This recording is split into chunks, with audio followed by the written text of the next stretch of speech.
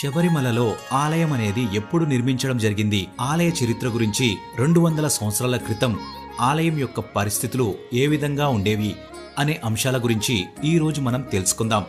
శబరిమల లేదా శబరిమలై కేరళ రాష్ట్రంలో ప్రసిద్ధిగాంచిన పుణ్యక్షేత్రం. ఈ ప్రదేశం పశ్చిమ కనుమల్లో నెలకొని ఉంది. కేరళలోని పతనంతిట్ట జిల్లాలో సహ్యాద్రి పర్వత శ్రేణుల ప్రాంతం కిందకు వస్తుంది. సముద్ర మట్టానికి సుమారు 3000 అడుగుల ఎత్తులో దట్టమైన అడవిలో 18 కొండల మధ్య కేంద్రీకృతమై ఉంది. ఇక్కడికి వచ్చే భక్తులు నవంబర్ నెలలో ప్రారంభమై జనవరి నెలలో ముగియడం జరుగుతుంది. అయ్యప్ప స్వామిని హరిహర సుతుడని, మణికంఠుడని పిలుస్తారు. ఇక అయ్య అనగా విష్ణువు, అప్ప అనగా శివుడని అర్థం.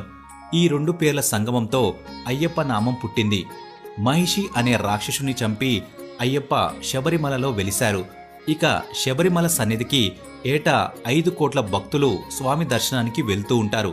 పూర్వం శబరిమల వెళ్లడానికి ఎరిమేలి అనే ఒక మార్గం ఉండేది. ప్రత్యేక పూజలకు ఆలయ సిబ్బంది, తంత్రి ఈ మార్గంలో వెళ్లేవారు. పూర్తిగా అటవీ ప్రాంతం కావటంతో అప్పటి నుండి బృందాలుగా వెళ్లడం ఆనవాయితీ.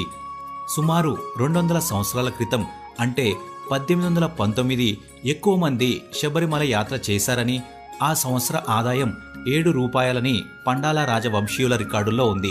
1907వ సంవత్సరంలో అయ్యప్ప దేవాలయంలోని పైకప్పు అంటే గర్భగుడి పైకప్పుని ఎండుగడ్డితో కప్పబడి ఉండేది. అప్పుడు అక్కడ శిలా విగ్రహానికి పూజలు జరిగేవి. 1907 నుండి 1909 మధ్యకాలంలో దేవాలయం అగ్నికి ఆహుతి కావడంతో దేవాలయాన్ని పునర్నిర్మించినట్టు తెలుస్తుంది. మరి ఈసారి స్వామివారి శిలా విగ్రహానికి బదులు అయ్యప్ప విగ్రహాన్ని పంచలోహాలతో తయారు చేసి ప్రతిష్ఠించారు. దీంతో శబరిమల ఆలయం యొక్క వైభవం పెరిగింది. ఈ దేవాలయం 1935 వరకు తిర్నాకూర్ రాజావారి సంస్థానం అధీనంలో ఉండేది. 1935లో దీనిని తిర్నాకూర్ దేవస్థానం బోర్డుకి అప్పగించడం జరిగింది. ఆ తరువాత భక్తుల సంఖ్య గణనీయంగా పెరగడంతో జ్యోతి దర్శనానికి కాకుండా మండల పూజలు కూడా దేవాలయాన్ని తెరవడం మొదలుపెట్టారు. చాలక్కల్ మార్గం, వడిపెరియార్ మార్గం ఏర్పడి తర్వాత పంబా ప్రాజెక్ట్ నిర్మాణంలో శబరిమల వచ్చే భక్తుల రద్దీ పెరిగింది. 1940 నుండి భక్తుల సంఖ్య అనూహ్యంగా పెరగడంతో విషు, ఓనం వంటి పండుగ దినాల్లో కూడా ఆలయాన్ని తెరవడం ప్రారంభించారు. శబరిమల వచ్చే భక్తులు పెరగడంతో 1980లో దేవస్థానం బోర్డు వారు శ్రద్ధ తీసుకుని పంబపై వంతెన, పంబ నుండి విద్యుత్ దీపాలు, మంచినీటి కుళాయిలు, స్వాముల విశ్రాంతి కోసం షెడ్లను నిర్మించారు.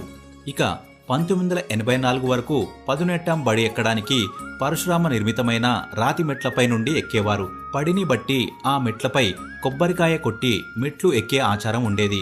మెట్లు అరిగిపోయి అన్ని మెట్లపై కొబ్బరికాయలు కొట్టడం వలన భక్తులు అనేక ఇబ్బందులకు గురికావడం చూసి భక్తుల విరాళాలతో పదునెట్టాం బడికి 1985వ సంవత్సరంలో పంచలోహ కవచాన్ని మంత్రతంత్రాలతో కప్పడం జరిగింది. ఇక దీని వలన 18 మెట్లు ఎక్కడం సులభతరం అయింది. భక్తుల రద్దీ పెరగటం వలన తొక్కిసలాటలు కాకుండా దీనికి వీలుగా 1982లో ఫ్లైఓవర్ బ్రిడ్జిని కట్టారు. దానిపై నుండి పదునెట్టాం బడి ఎక్కిన తర్వాత క్యూలో వెళ్లడానికి ఏర్పాటు చేశారు. కొండపై నుండి మాలికాపురోత్తమ వరకు ఫ్లైఓవర్ బ్రిడ్జి కట్టడం వల్ల యాత్రికులు తిరగడానికి వీలుగా ఉంటుంది. 1989, 90లోనే పంబలో కొంత భాగం, సన్నిధానం ఆవరణంలో కొంత భాగం సిమెంట్ కాంక్రీట్తో చేసి భక్తుల సేద తీరడానికి అనువుగా చేశారు. అక్కడ ఎన్నో కొత్త నిర్మాణాల వల్ల శబరిమల రూపురేఖలే మారిపోయాయి. ఇంకా బెంగళూరులోని ఒక భక్తుడు గర్భగుడిపైన చుట్టూ బంగారు రేకులతో తాపడం చేయించడానికి పూనుకుని 2000 సంవత్సరం పూర్తయ్యేసరికి శబరిమల స్వర్ణ దేవాలయంగా మారింది. శబరిమలలో వంశపారంపరంగా పూజలు చేస్తున్న ముఖ్య పూజారిని తంత్రి అని పిలుస్తారు.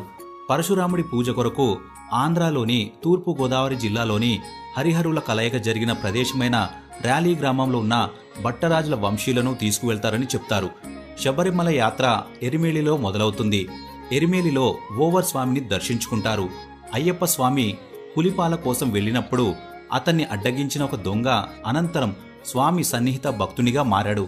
అతడే ఓవర్ స్వామి. ఇక స్వామి ఓవర్ స్వామిని దర్శించుకున్న తర్వాతనే తనని దర్శించుకుంటారని వరాన్ని ఇస్తాడు. పాదయాత్రకు 2 మార్గాలుంటాయి. పెద్ద పాదం అనేది కొండల మధ్య దట్టమైన అరణ్యంలో ఉన్న కాలిబాట. 48 నుండి 52 కిలోమీటర్ల దారిలో కరివిళంతోడు, కాళైకట్టి అనే స్థలాలు ఉన్నాయి. ఇక్కడికి కొద్ది దూరంలోనే అళుదా నది ఉంది. ఈ నదిలో స్నానం చేసే భక్తులు నది నుండి ఒక రాయిని తీసుకుని వెళ్తారు. ఆ రాయిని కలిగే ముకుంద అనే చోటు వద్ద పడేయడం జరుగుతుంది.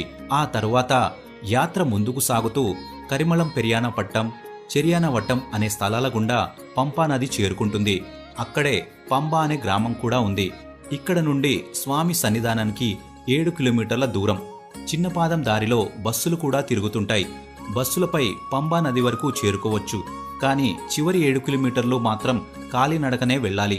భక్తులు పంబా నదిలో స్నానం చేసి ఇరుముడిని తలపైన పెట్టుకుని శరణం అయ్యప్ప అని నీలిమలై కొండల గుండా ప్రయాణిస్తారు. కన్యస్వాములు తమతో తెచ్చిన బాణాన్ని ఇక తొలిసారి దీక్ష తీసుకున్న వారు శరంగుప్తి అన్న చోట ఉంచుతారు.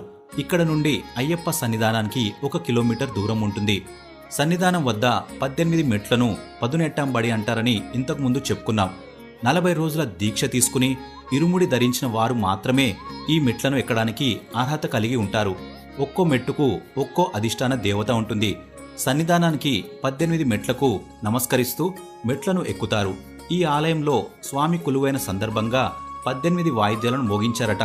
సన్నిధానంలో పానపట్టం పైన అయ్యప్ప కూర్చుని ఉన్న భంగిమలో దర్శనమిస్తారు. స్వామియే శరణమయ్యప్ప అని స్వామి కూర్చున్న తీరు శివలింగాన్ని తలపిస్తుందని, వంపు తిరిగిన ఎడమ చెయ్యి మోహిని అవతారాన్ని తెలియజేస్తుందని అంటారు. ఇంకా అయ్యప్ప జన్మరహస్యాన్ని గురించి తెలుసుకుందాం. చైత్రమాసం ఉత్తర నక్షత్రం చతుర్దశి సోమవారం నాడు జన్మించారు స్వామి. జ్యోతి రూపమున అంతర్ధానం అయిన రోజున మకర సంక్రాంతి. క్షీరసాగర మదనం అనంతరం దేవతలకు రాక్షసులకు అమృతం పంచేందుకు విష్ణువు మోహినిగా అవతారం ధరించి కార్యం నిర్వహిస్తాడు. ఇక తండ్రి అయిన జగత్పతి ఆజ్ఞ ప్రకారం పంపా సరోవర తీర ప్రాంతంలో మెడలో మణిమాలతో శిశురూపంలో అవతరించాడు. ఇక అదే సమయంలో దైవ ప్రేరణ వలన వేట నిమిత్తం అటుగా వస్తాడు పండాల దేశరాజు. గొప్ప శివభక్తుడైన రాజశేఖరుడు సంతానం లేక